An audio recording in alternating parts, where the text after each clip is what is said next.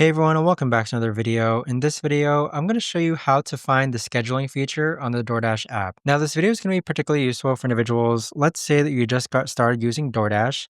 How do you actually go ahead and find their scheduling feature? Now, this video is going to be short, sweet, and simple, guys. There's not going to be a lot of steps involved. So in order to find the scheduling feature, let's first go ahead and click onto one of these restaurants, such as Domino's. And let's go ahead and add an item. So we're just going to add this pizza. And now once we have an item added to our cart, click on view cart, go ahead and click on continue. And then when you scroll down here, you can see that there's a delivery time with a schedule ahead as a selection. So if you click on schedule ahead, this is where you could actually go ahead and use the scheduling feature on DoorDash.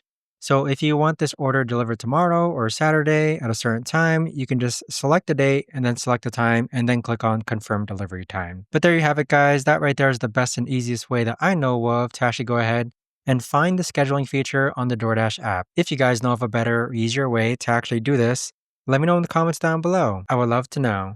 Thanks so much for watching, everyone, and I'll see you guys all in the next video.